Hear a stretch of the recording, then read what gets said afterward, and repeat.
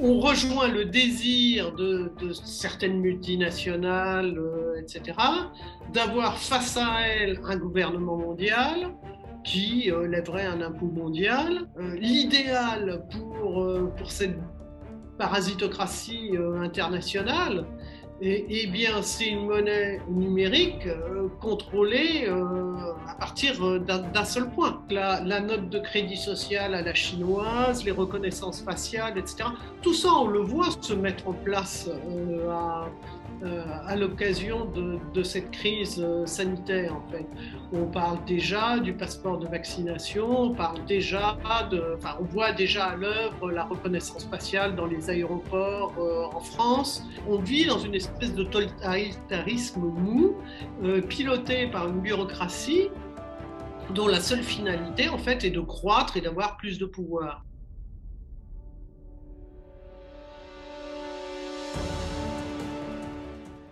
Bonjour Simone Wappler. Bonjour. Alors vous avez travaillé pendant plusieurs années en tant qu'ingénieur dans l'aéronautique avant d'intégrer la presse financière comme directrice éditoriale des éditions des publications Agora France. Vous êtes aussi essayiste et vous avez publié un nouvel ouvrage intitulé Non, l'État ne nous protège plus aux éditions JDH au mois de novembre. Un livre que vous qualifiez de pamphlet et que vous déconseillez aux âmes sensibles. Dans cet ouvrage, vous revenez notamment sur le rôle de l'État qui, pour vous, est devenu incapable de protéger les Français. Vous évoquez le poids de la bureaucratie et la connivence entre fonctionnaires et politiciens.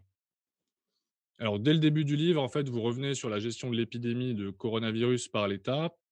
Vous parlez, je cite, d'une lamentable mascarade. Vous fustigez aussi l'incompétence bureaucratique et vous expliquez que l'État a enchaîné les mauvaises décisions comme des perles. En quoi la gestion de l'épidémie de coronavirus illustre-t-elle pour vous, l'incapacité de l'État à nous protéger? Si on se souvient du discours d'Emmanuel Macron, il y a quasiment un an, jour pour jour, enfin un peu plus d'un an, nous étions en guerre contre un virus, nous avions un des meilleurs systèmes de santé au monde, des spécialistes d'envergure et de pointure mondiale, et on allait réagir et on allait nous protéger. Et ça allait nous coûter certes des efforts et de l'argent, mais l'enjeu, c'était la protection des plus faibles de la population. Un an après, on s'aperçoit que effectivement l'État a enchaîné des échecs comme les perles d'un collier. Alors, on peut commencer avec les masques. Ils n'étaient pas utiles, ensuite ils étaient utiles, mais il fallait pas s'embricoler soi-même, il valait mieux attendre ce qui était utile. Ensuite, on a embrayé sur le gel hydroalcoolique, donc où notre ministre Bruno Le Maire a cru bon de vouloir préempter le marché et en bloquer les prix, ce qui a causé des pénuries évidemment. Ça, c'est dans tous les manuels des b.a.-ba d'économie. Ensuite, il y a eu les lits d'hôpitaux promis qui ne sont jamais arrivés, les respirateurs où le secteur privé s'est décarcassé en fait pour produire et fournir les établissements publics, mais où l'État s'est révélé incompétent et non réactif. Ensuite, alors il y a eu donc les lits d'hôpitaux promis qui ne sont jamais arrivés. Et puis finalement, donc on a eu tout le vaccinage sur les tests. Alors il n'y en avait pas, mais il fallait en faire, mais il ne fallait pas en faire. On a embrayé aussi sur le fameux logiciel anti-Covid, donc qui est un fiasco total que personne n'utilisait, même pas le nouveau Premier ministre.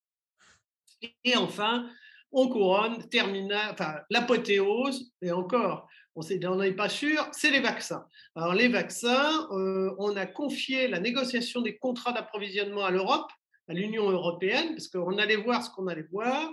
L'Union européenne, c'est un poids économique sur le marché, donc on a vu, effectivement, on a vu que eh bien, les pays de l'Union européenne étaient parmi les derniers approvisionnés, que des petits pays comme Israël, le Royaume-Uni étaient arrivés à se procurer des vaccins.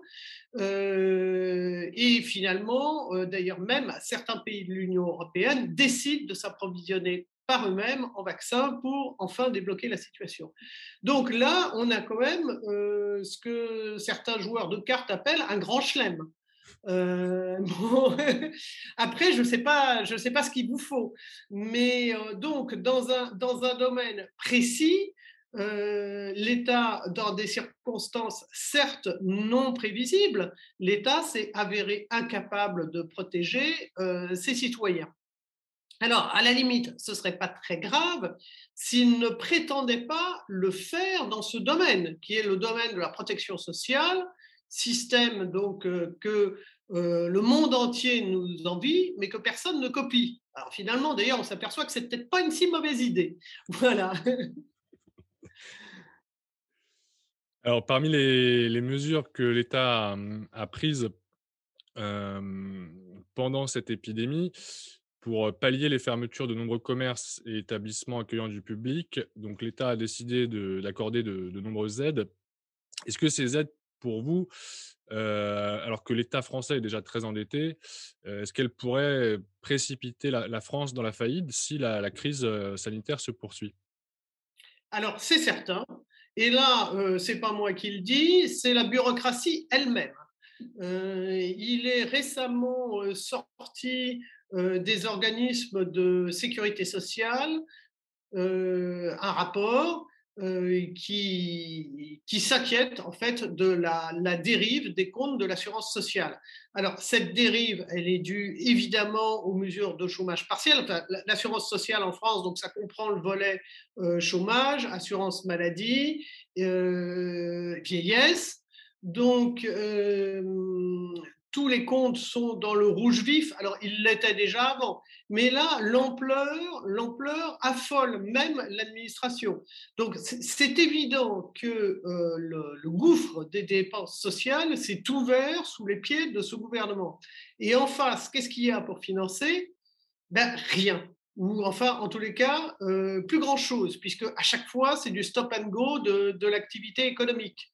Donc, tout ça, ça a un coût énorme, exorbitant. Donc, il y a le coût de la protection sociale et il y a le coût de l'arrêt de l'économie. Parce que, bon, pour les fonctionnaires, ils sont gentils, mais d'ailleurs, quand on lit les rapports, c'est effrayant.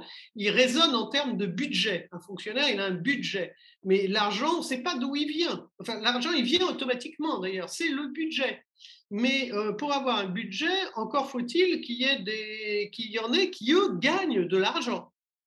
Or, ces gens-là, ben, beaucoup sont dans l'incapacité d'en gagner. Alors, il faut rappeler aussi que les grandes entreprises multinationales qui s'en tirent plutôt mieux, ce n'est pas la majorité des emplois en France. Pas du tout, du tout, du tout. Le plus gros employeur de France, c'est l'artisanat. Donc tout ça met des comptes publics qui étaient déjà très mal en point au bord du gouffre. Donc on ne sait pas trop où ça va nous emmener. Pour le moment, les Allemands et les pays dits radins, c'est très gentil d'ailleurs de parler des pays radins de l'Union européenne. Donc déjà, on voit que l'Union en a pris un peu du plomb dans l'aile. Donc les pays radins ont l'air d'être anesthésiés face aux mesures qu'a pris la Banque centrale européenne, qui est, rappelons-le, eh bien, de racheter la dette de tous les pays dont les finances publiques sont dans le rouge vif, donc l'Espagne, l'Italie, la France, voilà. Donc pour le moment, la dette est indolore puisqu'il n'y a plus d'argent, il faut bien s'endetter. Donc la dette est indolore parce que les taux d'intérêt sont devenus nuls, voire même négatifs, ce qui n'affole personne d'ailleurs. Mais est-ce que ça durera éternellement? Non, la réponse est non. Et d'ailleurs, on pourrait voir, sans sombrer dans le complotisme, mais on pourrait voir une espèce d'impuissance, d'abandon de l'état d'urgence sanitaire, etc., parce que sinon, on ne verrait plus que le gouffre des finances publiques. Et là, tout le monde prendrait peur. Donc, il y a peut-être une fuite en avant à aggraver une situation pour essayer de reculer l'instant final où on sombre dans l'abîme. Dans votre livre, vous expliquez aussi que l'État se protège d'abord lui-même et que les décideurs ne sont jamais exposés en fait aux conséquences négatives de leurs décisions. Vous parlez de caste des intouchables, de pratiques dignes d'une république bananière. Est-ce que le sens du bien commun et de l'intérêt général ont complètement disparu chez les serviteurs de l'État? Alors, d'abord, je pense qu'il y a quand même 2 catégories de serviteurs de l'État. Il y a un peu, il y a enfin ce qu'un de mes amis, Didier Picot, qui écrit dans le Courrier des stratèges, appelle, les fonctionnaires qui fonctionnent. Les fonctionnaires qui fonctionnent, ce sont les fonctionnaires qui sont au contact du public. Il y en a de moins en moins, d'ailleurs, vous allez remarquer, parce que on parle beaucoup d'Internet, de remplacer Internet dans beaucoup de contacts, donc il y en a de moins en moins. Mais il y a des fonctionnaires qui fonctionnent. Ces fonctionnaires qui fonctionnent sont en général bienveillants.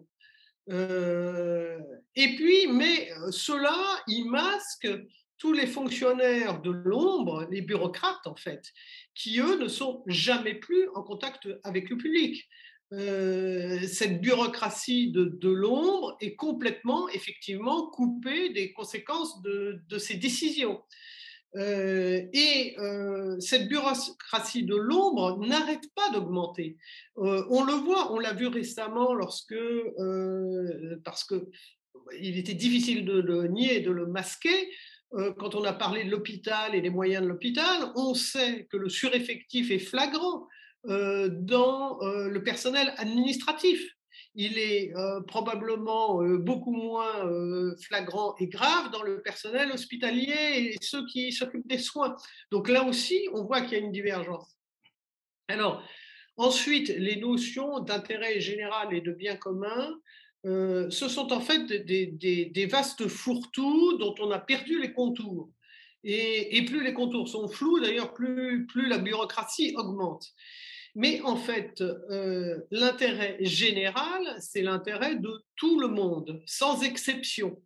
Donc, c'est finalement un plus petit dénominateur commun, très très étroit. Il figure d'ailleurs sa définition figure dans la Constitution de la France, puisque la Constitution fait elle-même appel à la Déclaration des droits de l'homme et du citoyen de 1789, et on dit que le rôle de la République, c'est de protéger les droits naturels, et on répète ce que c'est que les droits naturels, c'est liberté, propriété, sûreté et résistance à l'oppression.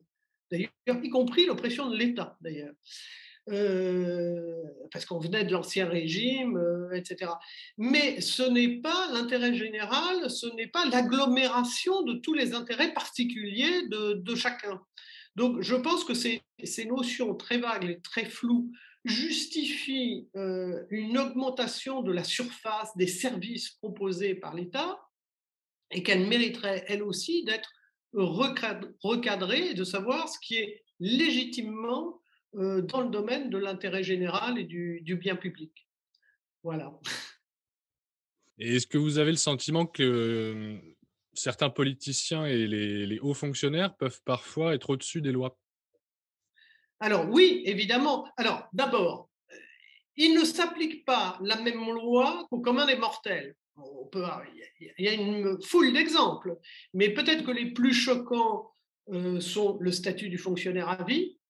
Que je sache, il n'y a pas de statut de salarié à vie, mais il y a un statut de fonctionnaire à vie.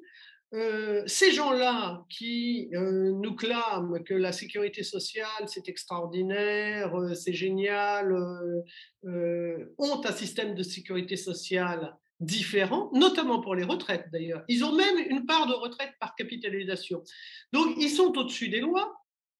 Enfin, en tous les cas, il y a le droit commun et il y a leurs arrangements à eux. Donc ça, c'est déjà choquant.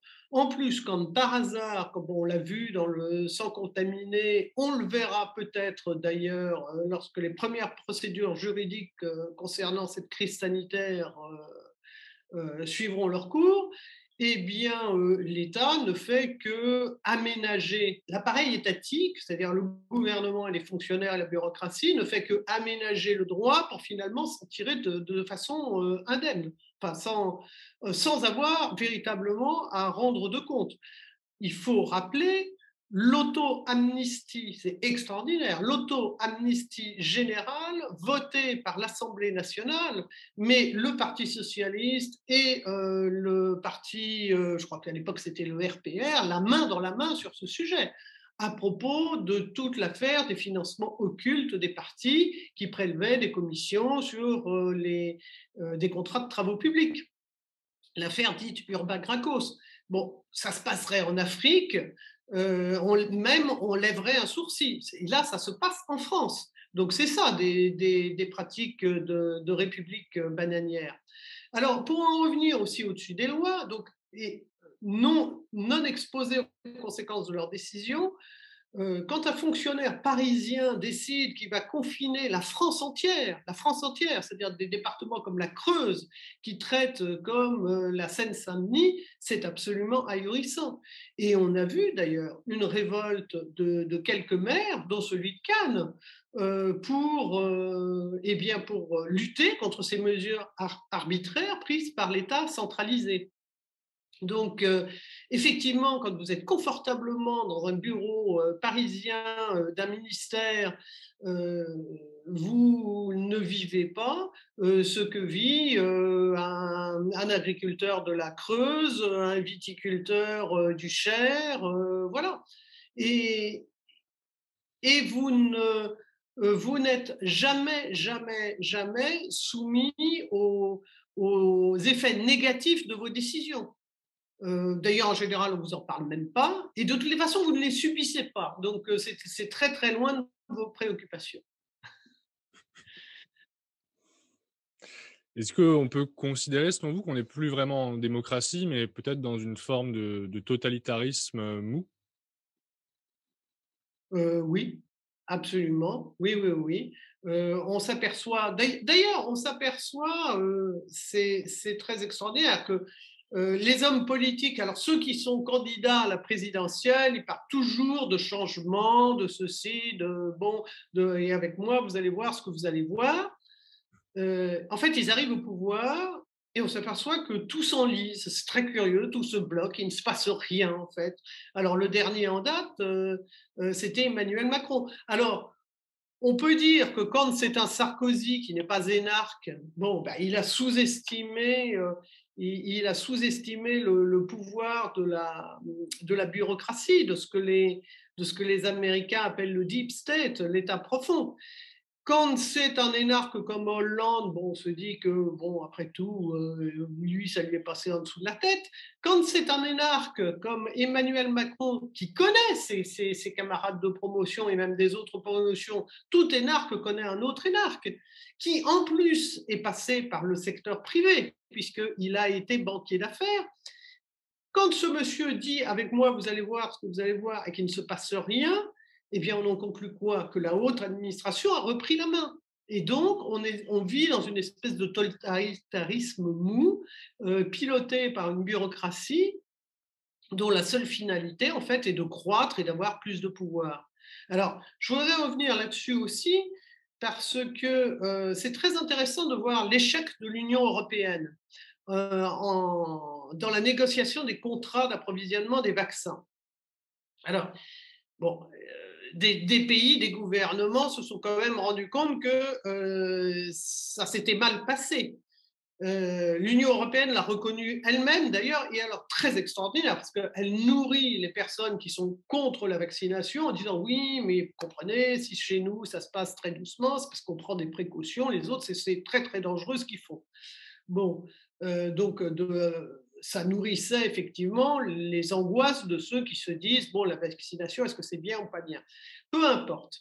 Le fait est que confronté à un échec, le groupe de travail qui était obligé de gérer ça en conclut qu'il faut absolument et de façon urgente un ministère de la Santé européen, avec bien sûr un budget européen, et donc qui dit budget, un impôt européen. Donc voilà en fait une technostructure, pour reprendre certaines terminologies, ou une bureaucratie ou internationale, qui est face à son échec et dit ah non mais attendez, c'est pas nous, en fait, c'est parce qu'on n'a pas les moyens. Il en faut plus. Il faut plus de concentration, il faut plus de monopole, il faut plus de pouvoir. Et ça, c'est le réflexe totalement bureaucratique.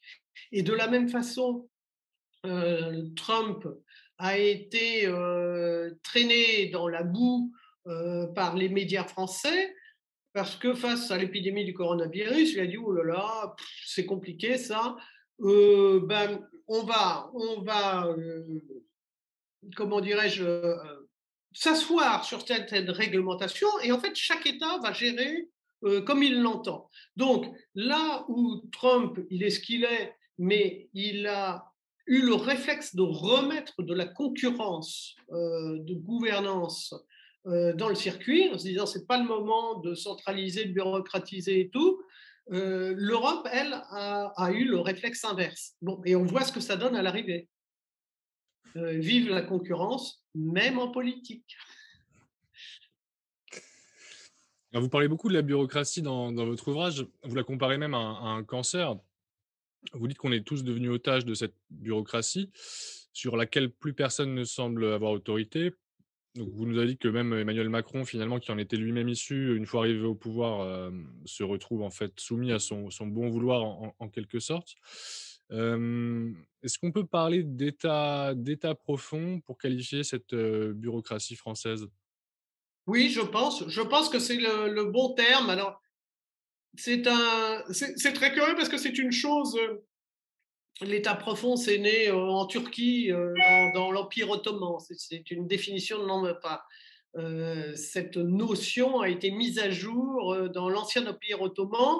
Ensuite, ça a émigré aux États-Unis, où pourtant il y a un système en fait où une fois un président élu, les têtes bureaucratiques sont coupées. Il y a un système de renouvellement, mais et c'est moins connu en France et en Europe.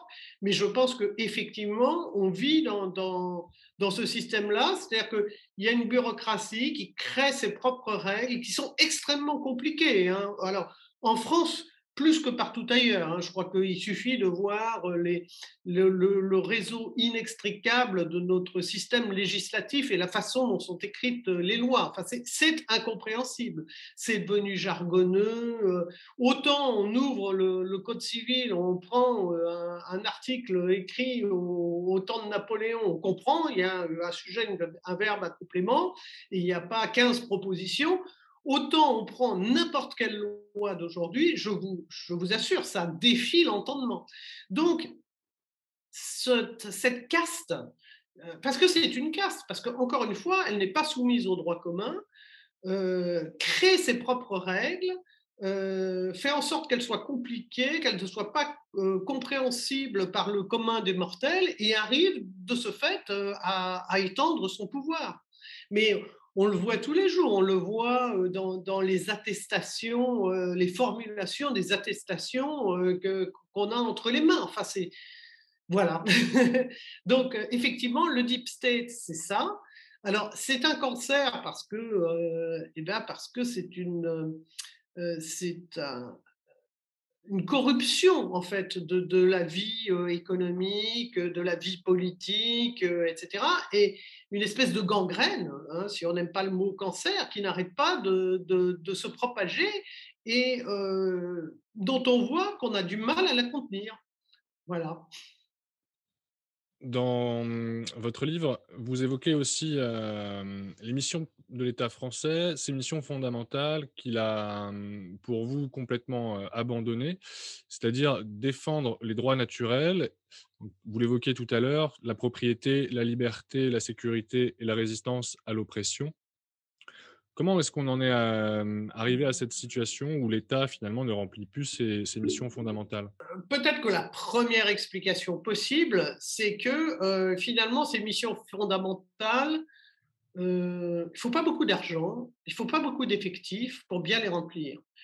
Si on regarde à la suite du mouvement des Gilets jaunes, donc il y a eu une note du budget qui disait, alors pour une fois que c'était compréhensible, et qui disait, voilà, sur 1000 euros de dépenses publiques, voilà, on dépense tant, tant et tant avec différents postes. Et on s'aperçoit que les missions régaliennes, police, justice, armée, diplomatie, c'est tout petit, c'est 30%, c'est moins de 30%.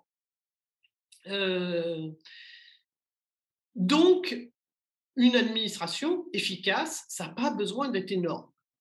Après, toute organisation humaine, enfin tout organisme vivant a envie de grossir et de grandir. Un enfant grandit, une famille s'agrandit, l'humanité se reproduit, etc.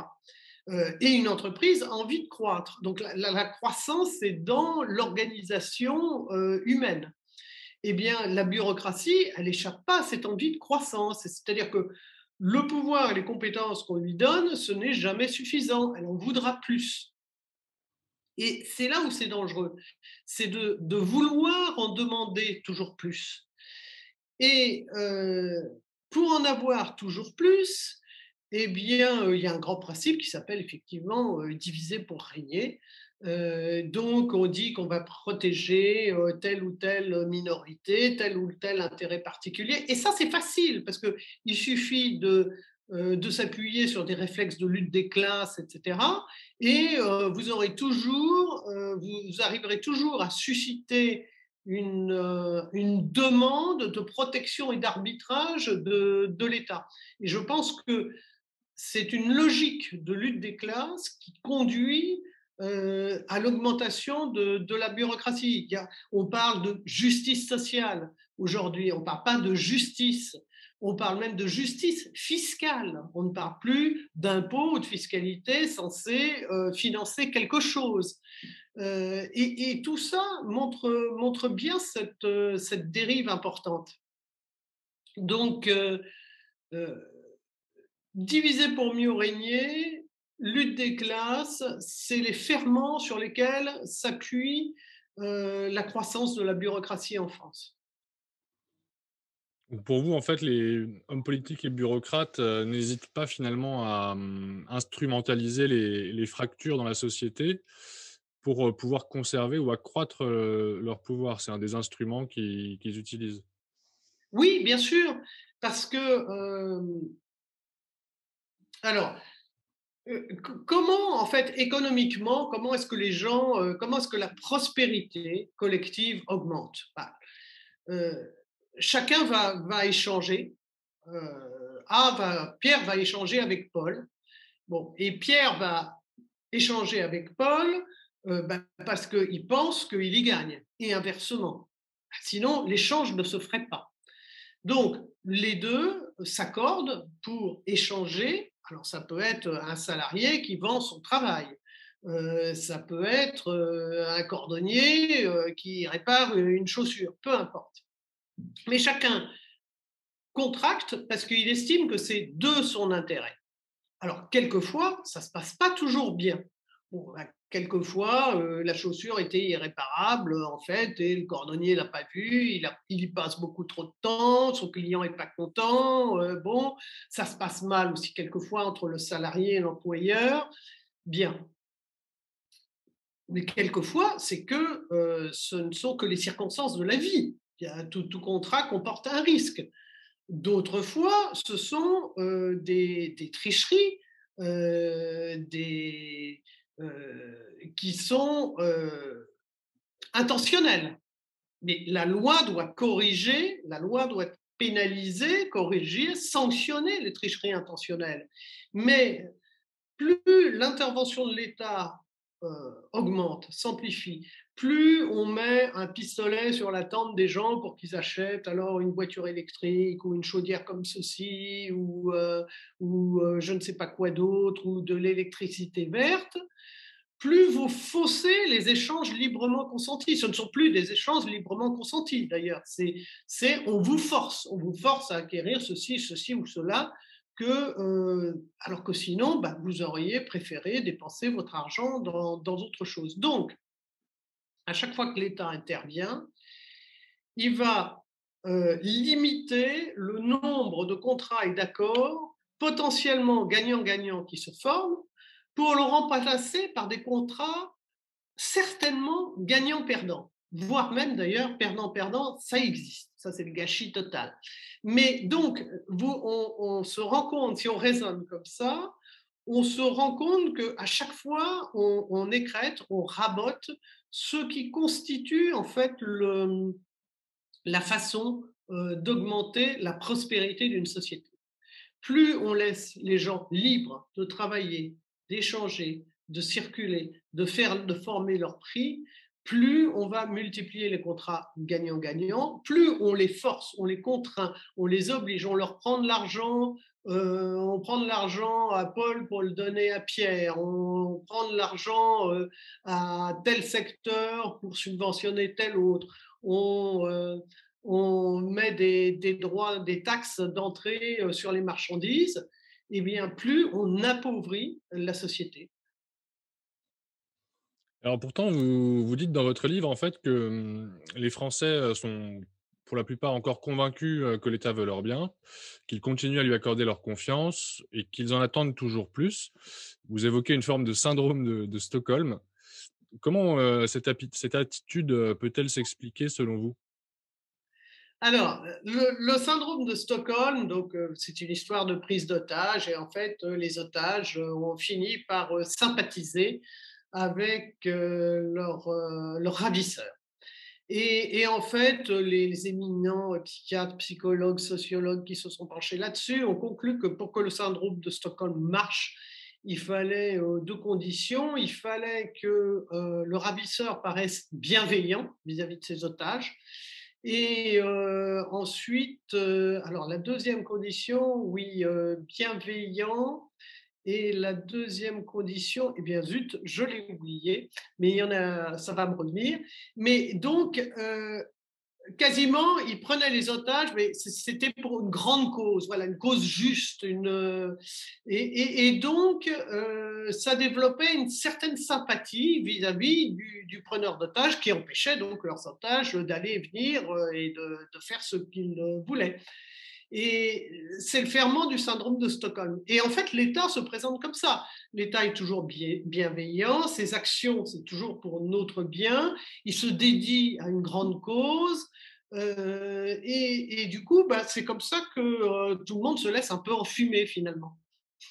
Vous parlez aussi beaucoup de l'interventionnisme de l'État français dans l'économie.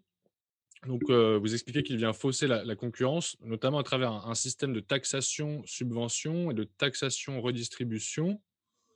Donc vous parlez du capitalisme de copinage, du capitalisme de connivence aussi.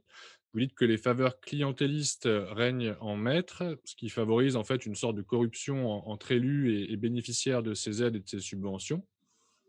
Est-ce que vous pouvez préciser comment ce capitalisme de connivence ou de copinage et ces pompes, taxation, subvention, taxation, redistribution fonctionnent et se déploient dans la société? Bon, alors là, c'est un vaste sujet, hein. Je pense que ça, ça pourrait contenir des centaines de mètres de bibliothèque. Mais bon, je pense que le capitalisme de copinage repose sur plusieurs pattes. La première, ce sont les contrats d'État. Donc son client, c'est l'État. Donc si le client, c'est l'État, on a choisi son camp, on est bien avec certains fonctionnaires, etc. etc. Euh, la deuxième patte très très très importante, c'est la réglementation. Rien ne vaut une bonne petite norme bien cadrée qui favorise le gros industriel, le champion industriel du moment, pour ériger des barrières à la concurrence. Donc ça, c'est très important. Et d'ailleurs, ce n'est pas un détail si finalement la plupart des multinationales souhaitent l'instauration d'un gouvernement mondial. Pourquoi? Parce qu'aujourd'hui, si je suis une multinationale, j'ai beaucoup de points de lobbying. Il faut que j'aille au gouvernement fédéral américain, il faut que j'aille à Bruxelles, il faut que j'aille à Pékin, il faut que j'aille. Bon.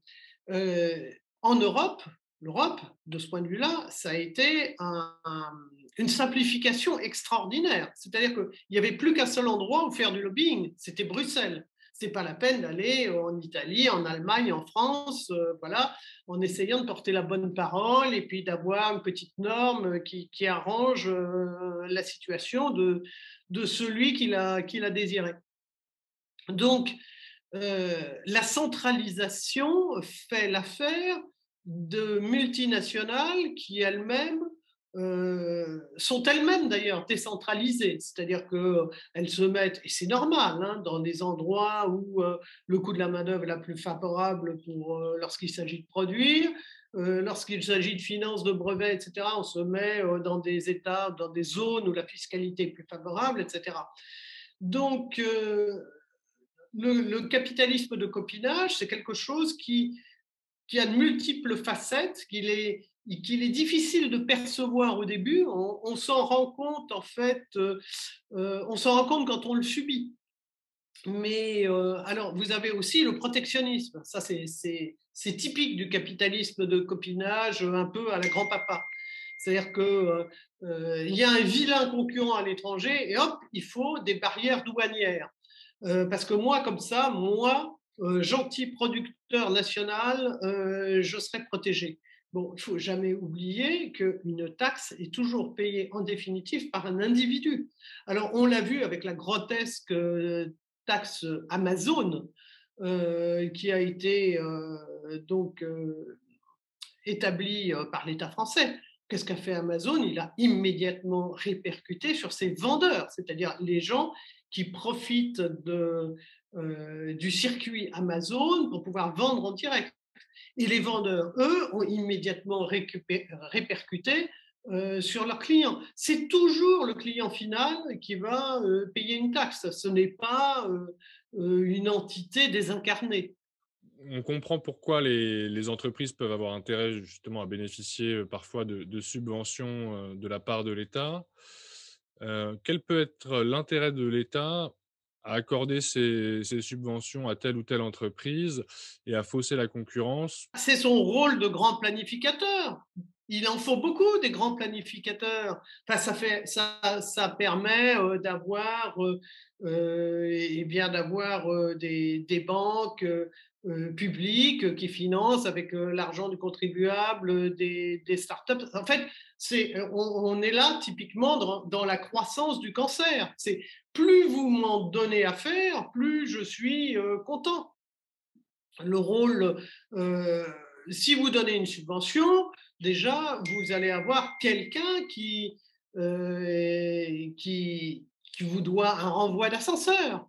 Donc, c'est bien aussi. Et en fait, celui qui a été taxé, bah, comme c'est tout le monde, c'est dilué, c'est pas grave. Donc, vous avez beaucoup de poussière de taxation pour une grosse subvention à quelqu'un qui saura vous renvoyer l'ascenseur. Donc tout ça, c'est très bien. Renvoyer l'ascenseur, ça peut se traduire comment? Par exemple, c'est embaucher éventuellement un haut fonctionnaire à la sortie d'un ministère, ce genre de choses? Oui, exactement. Ben ça, on le voit toujours en France, hein. Il y a une énorme porosité entre les conseils d'administration de grandes entreprises dans lesquelles l'État a une participation, entre les hauts fonctionnaires, les inspecteurs des finances, les polytechniciens. On le voit tous les jours. En fait, en France, la France pratique un capitalisme d'État. Il y a toujours eu un grand rêve gaullien avec le capitalisme d'État, des grands plans, etc. Ça, c'est une particularité très française. Et donc, ça permet une porosité entre grands commis de l'État et entreprises œuvrant dans des secteurs protégés.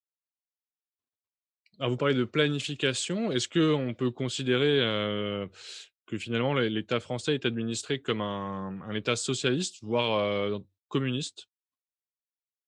Alors, socialiste, c'est certain. Communiste, on y tend. Euh, je vais reprendre une petite image qui figure dans mon livre. Bon, supposons qu'il n'y ait pas d'État. il y a 0% d'État un organisme, hein. Donc c'est l'anarchie. Maintenant, quand il y a 100% d'État, ça n'existe pas, hein, l'anarchie pure. Enfin, je ne connais pas justement d'État parce qu'il n'y aurait pas de frontière qui soit aujourd'hui dans l'anarchie pure. Maintenant, si on prend l'autre bout du curseur, le 100% État, c'est le communisme, pur et dur. La Corée du Sud, l'URSS, le Venezuela, avec tous les succès qu'on connaît, hein. Euh, et puis au milieu, donc, le curseur se déplace. Où bascule-t-on dans la zone socialiste?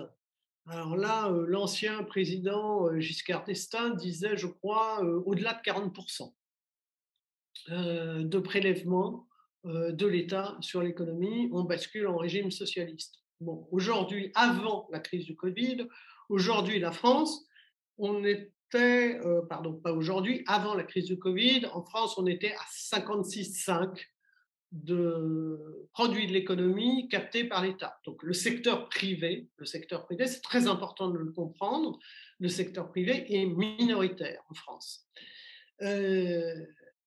Après la crise du Covid, certains économistes ont calculé qu'on arriverait à 65% de part du PIB capté par l'État. Alors, d'une part, parce que le PIB, la taille de l'économie a diminué, et d'autre part, parce que euh, l'État a redistribué encore beaucoup plus. Bien. Ça, c'est exactement, enfin, à peu de choses près, pas exactement, mais c'est à peu de choses près l'organisation de la République démocratique allemande, donc du temps du communisme allemand. Parce que les Allemands qui ont été ceux euh, ils ont échoué dans le communisme comme tout le monde, mais disons qu'ils ont moins échoué que d'autres, parce qu'ils se sont dit, bon, c'est quand même, on a beau être très organisé, hein, nous, il faut laisser un petit secteur privé. Donc, parmi les pays de l'ex-bloc soviétique, il y aurait d'autres faire, donc l'Allemagne, la RDA, avait été un des pays qui avait le plus laissé de petites économies privées survivre. Mais donc, il est clairement en France, aujourd'hui, nous sommes plus dans une organisation de type communiste que dans une organisation libérale. Quand on entend libéral, dans un pays qui a un record de dépenses publiques, d'interventionnisme, on croit rêver, quoi. Et justement, il y a quand même un certain nombre de Français qui, effectivement, disent régulièrement, ont l'impression en tout cas d'être dans un système, libéral, voire même parfois ultra-libéral, on peut l'entendre. Hem, comment on peut expliquer, du coup que cette vision existe encore après ce que vous venez de nous expliquer? Alors je pense, bon, beaucoup l'enseignement français. Euh, L'enseignement français a choisi clairement son camp. La plupart des économistes ont embrassé l'idéologie politique de gauche. Donc, il y a une acculture française en matière financière, économique, qui est absolument remarquable. Pour s'en convaincre, il suffit d'ouvrir un manuel de première ES. J'ai découvert ça avec un de mes enfants. Donc, on est en économie, enfin, oui, c'est ça. On est dans une filière plutôt économique, donc c'est un manuel d'une matière importante, et on est sans arrêt, alors dans un concept de lutte des classes, etc. Et il n'y a pas un chapitre, pas un, qui ait été consacré à l'entreprise. C'est hallucinant. Donc, je pense qu'il y a une déformation idéologique en France qui est très importante. Il y a aussi une horrible confusion entre, quelquefois, alors chez des gens qui n'ont pas subi cette influence-là, qui sont plus âgés, il y a une confusion entre le libéral au sens américain, qui est en fait démocrate plutôt de gauche, et le libéral au sens français classique, qui est de laisser faire, laisser les gens s'organiser, laisser la liberté s'épanouir. Donc je pense qu'il y a aussi une confusion de terminologie. Mais je crois que le plus gros problème en France, c'est un problème d'éducation en matière financière et en matière économique. Et à partir du moment où on raisonne en lutte des classes, de toutes les façons, tout est faussé. Je veux dire, on a l'impression que les patrons exploitent leurs employés, on est sans arrêt le gros, le petit, le riche, le pauvre, on est sans arrêt dans le conflit au lieu d'être dans l'échange fructueux. Est-ce que c'est une définition que vous pourriez donner du libéralisme, des échanges fructueux, en fait? Alors, le libéralisme économique, parce que pour moi, le libéralisme, c'est une philosophie du droit. Donc, c'est de dire, il existe des droits naturels qui sont au-dessus des droits humains, etc., qui sont quasiment des lois supra-humaines. Et donc, ces droits attachés à chaque individu, ces libertés, propriété, euh, sûreté et résistance à l'oppression. Donc, c'est très précis. Et de là devient toute une philosophie. Mais en matière économique, effectivement, le libéralisme sur le plan économique, c'est de dire chacun est libre de faire ce qu'il veut, de contracter avec qui il veut, dans la mesure où il n'empiète pas sur les droits naturels d'autrui. Euh, le libéralisme classique en France a toujours été opposé à l'esclavage parce que l'esclave n'est pas propriétaire de son corps. Donc, c'est contraire aux droits naturels. Donc, ça va chercher loin quand même. Et c'est une philosophie, effectivement, d'échange en se disant, si on laisse les gens libres, c'est comme ça qu'ils vont s'organiser, c'est comme ça que l'ordre spontané, ce qu'un autre grand philosophe libéral, Hayek, appelait l'ordre spontané, va émerger. Et l'ordre spontané, c'est ce qui émerge quand tout le monde, enfin quand beaucoup de gens sont finalement satisfaits. La liberté, en fait, ne crée pas le désordre, contrairement à ce que les gens croient. La liberté crée la paix et la prospérité. Ce qui crée le désordre, c'est la force, la contrainte et la violence. C'est ça les ferments du désordre. Donc oui, de ce point de vue-là, on peut dire que le libéralisme économique, c'est le fait d'échanger profitablement. Alors j'aimerais aussi évoquer avec vous un sujet dont on parle assez régulièrement ces derniers mois et que vous avez abordé à travers une série d'articles publiés, sur internet, sur le média Contrepoint. C'est le sujet du grand reset. Donc c'est porté en fait par Klaus Schwab, qui est le fondateur du Forum économique de Davos. C'est aussi un projet que Kristalina Georgieva, donc la directrice du Fonds monétaire international, auquel elle fait référence, ces derniers temps. Alors ce projet, il consiste visiblement à profiter de l'épidémie pour, promouvoir une série de réformes économiques, sociales, politiques, en s'appuyant en fait sur un interventionnisme de plus en plus poussé de l'État, un capitalisme de connivence, donc on a évoqué, et aussi une société de surveillance à la chinoise, tout ça accompagné d'une économie numérique et d'une économie verte dans le cadre de la transition énergétique. Pour vous, qu'est-ce qui se cache derrière ce grand reset promu par les adeptes de Davos? Quel est l'objectif de ceux qui soutiennent cette grande réinitialisation? L'objectif, il est clair, hein, c'est on rejoint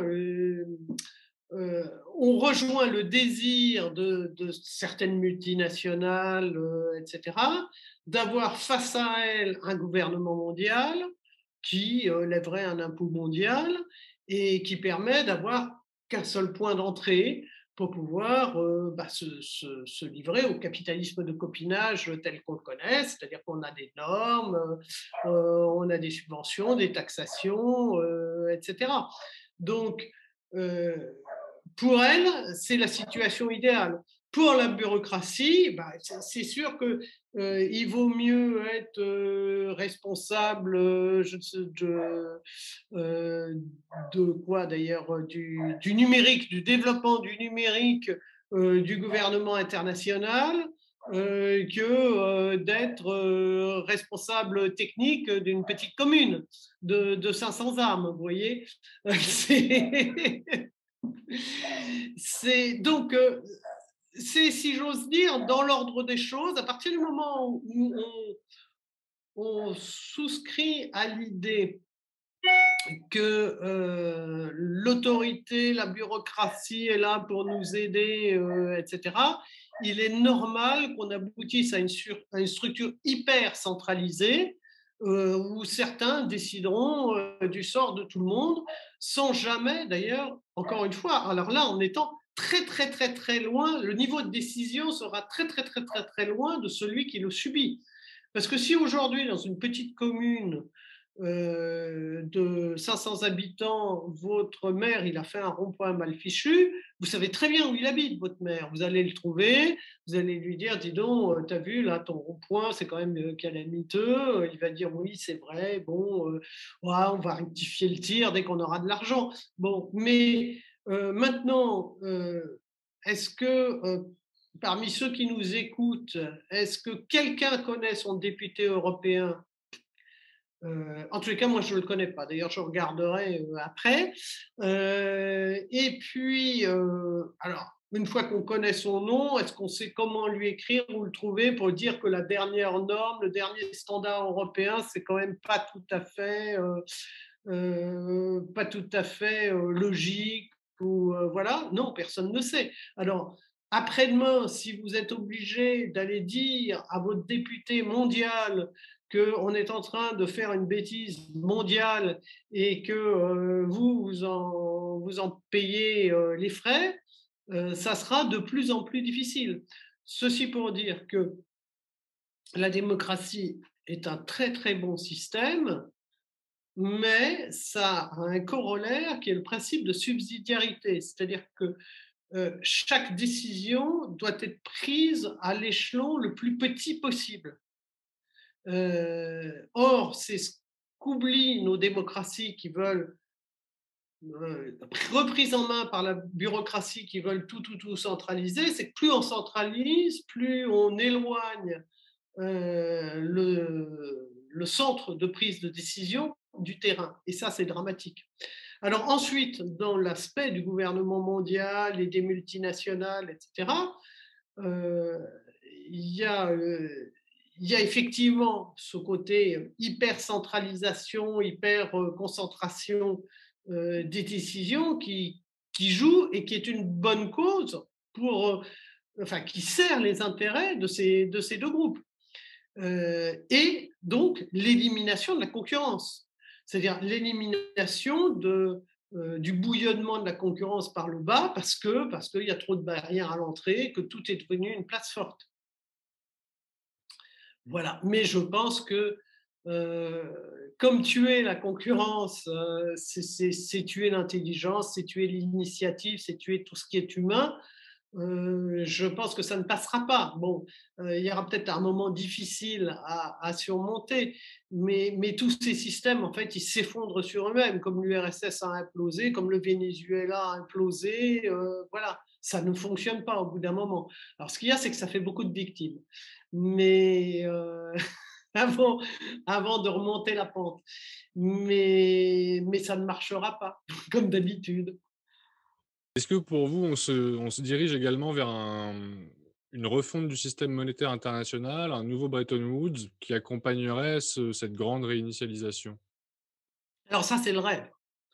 C'est le rêve. Oui, oui, oui, non, mais c'est évident, ça en fait partie. Il y a un lien très fort entre l'État et la monnaie.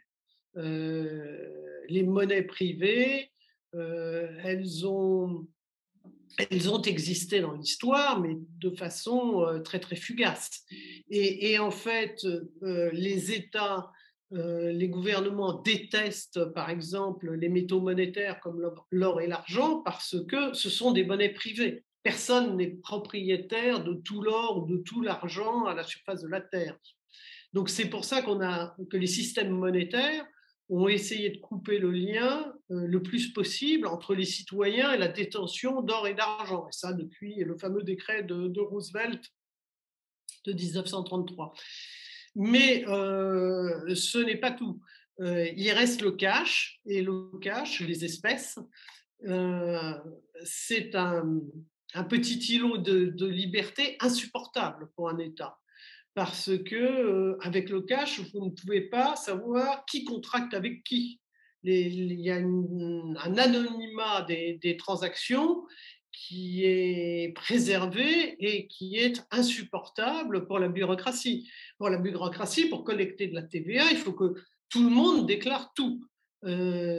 Sinon, ça devient un impôt déclaratif et c'est beaucoup plus ennuyeux. Et en plus, c'est beaucoup plus visible pour les gens et c'est pas bon. Il vaut mieux que les impôts soient sournois et invisibles.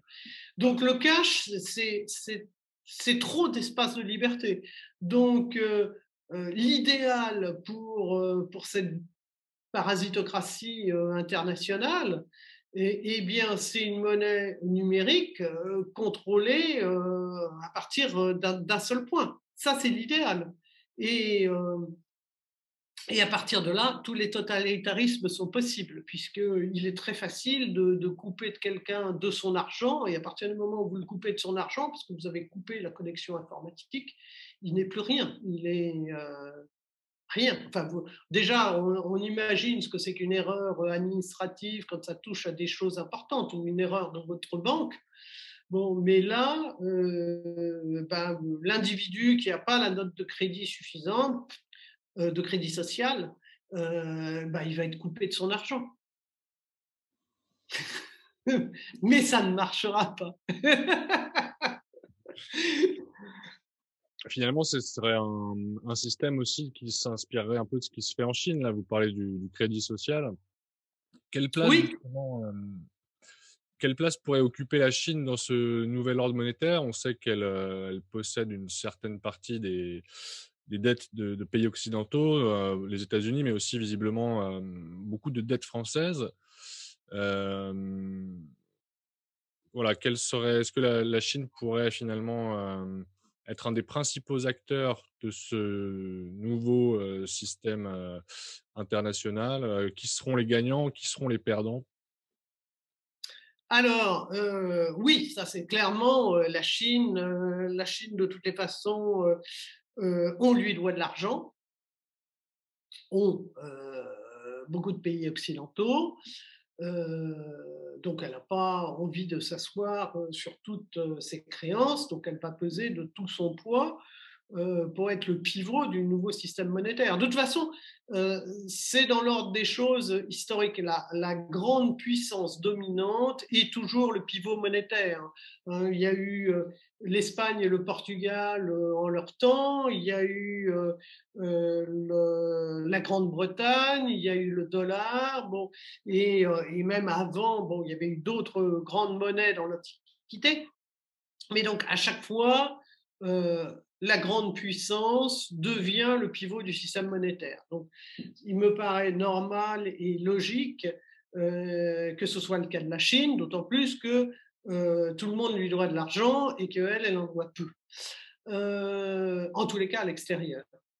Euh, donc, elle voudra contrôler ce nouveau système monétaire. En ce qui concerne ce qu'elle voudra en contrepartie de s'asseoir peut-être sur une partie de ses créances et d'avoir le contrôle du système monétaire, c'est sûr que la grande puissance dominante impose aussi son style de vie. Donc la note de crédit social à la chinoise, les reconnaissances faciales, etc. Tout ça, on le voit se mettre en place à l'occasion de cette crise sanitaire, en fait. On parle déjà du passeport de vaccination, on parle déjà on voit déjà à l'œuvre la reconnaissance faciale dans les aéroports en France. Donc, on y tend. Et en plus, la France a déjà un système à la chinoise avec, encore une fois, un fort développement du capitalisme de connivence. On voit qu'en Chine, c'est bien de gagner de l'argent tant que le parti accepte que vous gagnez de l'argent. Et puis le jour où, comme Jack Ma, vous faites une petite boulette, eh bien le parti vous coupe de votre argent. D'ailleurs, on ne sait pas où il a disparu, s'il a refait surface ou pas.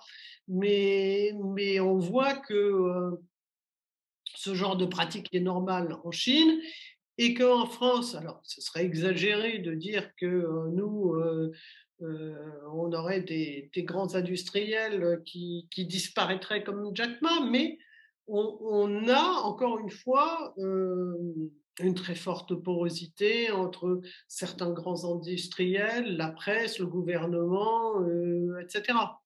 Donc, on tendrait vers, tranquillement, doucement, on dériverait vers un système à la chinoise, qui d'ailleurs a la faveur d'ailleurs de beaucoup d'intellectuels français, où on est très admiratif de la Chine, voilà, du développement de la Chine et qui voit ça d'un regard tout à fait bienveillant, sachant que quelques petites exactions par-ci par-là, on en parle très très peu.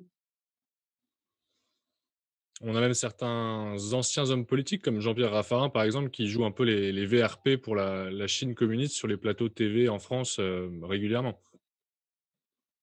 Oui, ça bon, je ne je ne regarde pas beaucoup la télévision, ni monsieur Jean-Pierre Raffarin, donc je mais ça ne m'étonne pas, ça ne m'étonne pas. Voilà, et quand on voit, oui, des déclarations surprenantes de l'ambassade de Chine en France, bon, on peut se poser des questions, effectivement. Alors comment, selon vous, Emmanuel Macron et les dirigeants français, s'inscrivent par rapport à ce projet de grand reset? Est-ce qu'ils y sont favorables? Est-ce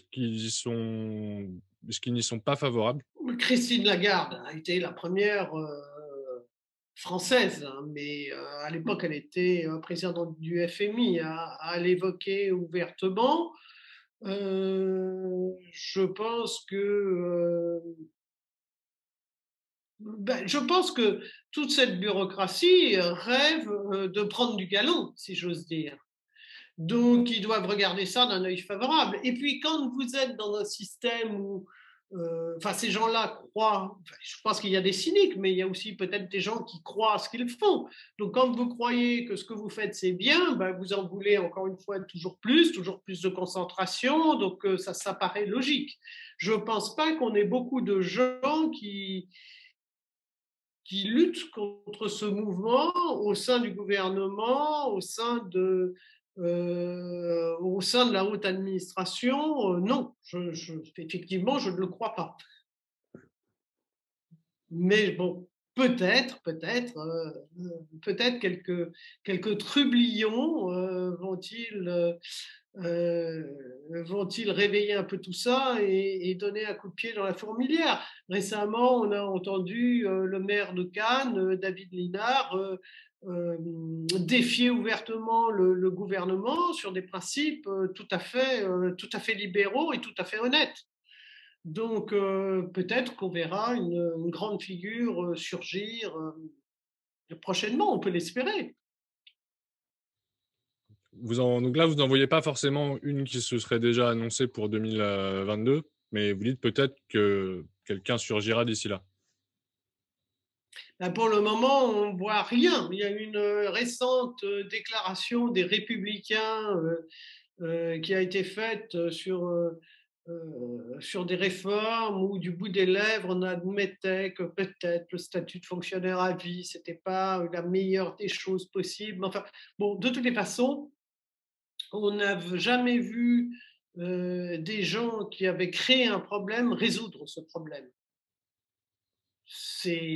Ou alors si, mais ça s'appelle des racketteurs. Les racketteurs, ils créent un problème et ils le résolvent. Mais sinon, c'est pas les gens qui ont créé le problème qui vont trouver la solution. En général, pas. Donc c'est pour ça que pour le moment, euh, personne ne semble se lever. Mais il ne faut pas désespérer. Hein. Heureusement, là, tout n'est pas écrit à l'avance et la surprise, c'est tous les jours. Et alors pour vous, quelles seraient les conséquences d'une grande réinitialisation et d'un éventuel, nouvel ordre monétaire pour les contribuables et les épargnants français? Elle serait épouvantable. Non, mais disons-le tout de suite, elle serait épouvantable euh, pour le contribuable et pour l'épargnant. Bon, pour l'épargnant, il est évident que tout ce qui est de la dette française libérée en euros, ça vaut zéro. Bon, je pense qu'il faudrait s'intéresser, par exemple, à ce qui se passe au Liban, etc., pour avoir une idée de ce que ça pourrait provoquer. En fait, parce que le Liban a récemment fait défaut. C'est un des derniers pays à avoir fait défaut. Bon, c'est pas drôle. Enfin, la vie quotidienne des Libanais est devenue un enfer. Ensuite, bah, le contribuable, lui, en France, de toute façon, il est déjà bien pressé, donc il y en aurait encore plus, évidemment. Enfin, ce qu'il faut voir, c'est que de toutes les façons, la plupart des systèmes totalitaires anéantissent la classe moyenne. Il n'y a plus de classe moyenne, parce que tout ce qu'ils savent faire, en fait, c'est de partager la misère. Et on a vu qu'ils empêchaient de créer la richesse, donc tout ce qu'ils savent faire, c'est de partager la misère.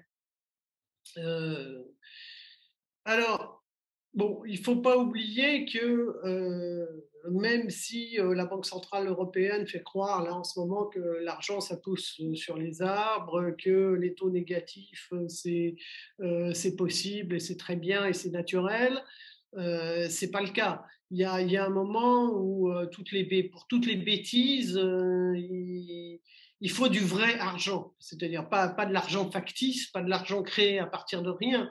Il y a un moment où on arrive à bout du vrai argent. Euh, pour paraphraser Thatcher qui disait le socialisme arrive toujours au bout de l'argent des autres, il faut dire l'argent du contribuable. Bon, ce qu'elle n'avait pas prévu, c'est qu'il y aurait des taux négatifs et qu'on pouvait faire du faux argent pour prendre le relais. Mais même ça, ça a des limites. Il y a un moment où on en revient au concret. Et quand on en revient au concret en économie, ça veut dire que dans un échange honnête, on échange quelque chose contre autre chose. Vous ne pouvez pas échanger quelque chose contre rien. Et de la fausse monnaie, c'est rien en fait. Et si vous échangez quelque chose contre rien indéfiniment, bah, vous terminez ruiné. Donc c'est ce qui va arriver. Voilà, alors c'est pas, comment dirais-je, c'est pas très rose à entendre, mais c'est quand même la réalité en fait. Et vraiment, j'invite les gens à regarder comment ça se passe au Liban, la vie quotidienne en ce moment quand on a fait des faux. Euh, il y a, par exemple, c'est intéressant, il y a deux sortes de devises avec des cours au marché noir au Liban. C'est-à-dire qu'il y a la monnaie qu'on peut exporter, ce qu'ils appellent le fresh money, qui sera convertible. Et puis, il y a la monnaie qui a été bloquée d'avant, qui vaut plus rien. Enfin, elle ne vaut que ce qu'on peut dépenser au Liban, mais donc il y a un cours. Alors, on pourrait très bien dire qu'il y a 1 euro d'après et 1 euro d'avant sans être sorti de l'euro, par exemple. Euh, donc tout est possible, tout est imaginable. Il faut regarder les expériences des autres. Qu'est-ce qui s'est passé au Venezuela qu'est-ce qui se passe au Liban, qu'est-ce qui s'est passé en Grèce au moment de la faillite de la Grèce, voilà. C'est ça qui risque d'arriver. Et qu'est-ce que peuvent, faire les Français, en fait, pour, anticiper un éventuel effondrement et protéger leur patrimoine, protéger leur argent, leurs biens? Alors, bon, c'est très difficile. Est-ce qu'on a des leçons de survie à donner? Bon, alors il y a des trucs, effectivement, d'avoir de l'or et de l'argent sous forme physique. Sous forme physique, mais près de soi, pas enfermé dans un coffre en banque. Bon, bah, ça reste des métaux monétaires. Euh, on parle, alors on peut évoquer les crypto-monnaies. Les crypto-monnaies, c'est quand même une expérience extrêmement libérale. D'ailleurs, le père fondateur, dont tout le monde ignore l'identité, c'est d'ailleurs peut-être un collectif Si on lit l'acte de naissance du Bitcoin, et ben on s'aperçoit que c'est complètement libéral et que le but, c'est d'affranchir les gens d'une monnaie arbitraire, contrôlée par un pouvoir arbitraire, et d'une monnaie inflationniste par essence. Donc le Bitcoin se veut une monnaie privée non inflationniste. Il est évident que c'est une menace puissante et importante pour les gouvernements.